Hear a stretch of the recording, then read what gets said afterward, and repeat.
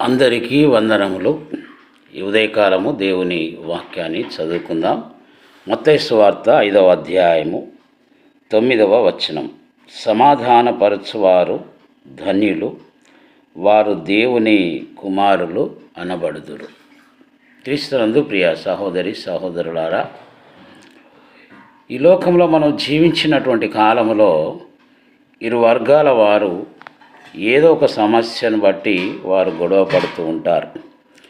అలాంటి పరిస్థితులలో ఒకవేళ మనం అక్కడ ఉన్న వాళ్ళమైతే వారిద్దరిని సమకూర్చి వారి యొక్క వివాదం ఏంటో మనం తెలుసుకొని వారిని మనం సమాధానపరచగలిగితే అది ఒక ధన్యకరమైనటువంటి విషయమని ఇక్కడ మనము గమనిస్తూ ఉన్నాం.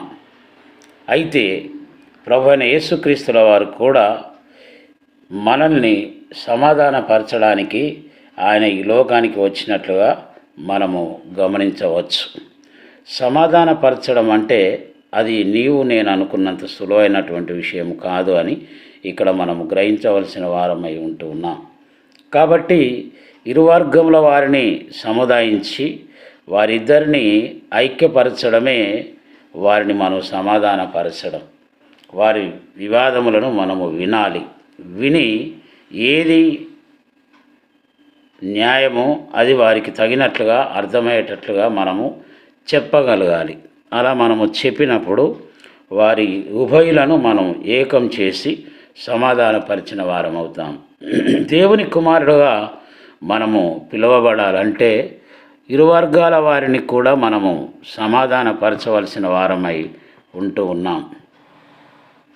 కాబట్టి ఆ రీతిగా మనం వారిద్దరిని ఐక్యపరిచి సమాధానపరిచినప్పుడే దేవుని కుమారులని మనము పిలువబడతామని లేఖనము ద్వారా మనం నేర్చుకుంటూ ఉన్నాం.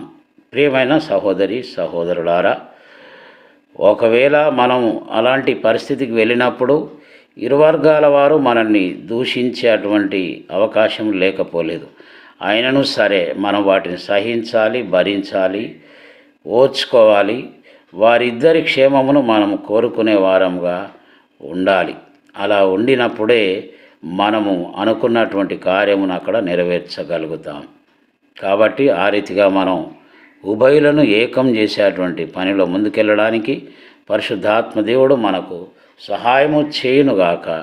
దేవుని కృప మీకు అందరికీ తోడుగా ఉండునుగాక. దేవుడు మిమ్మలను దీవించునుగాక. అందరికీ వందనాలు.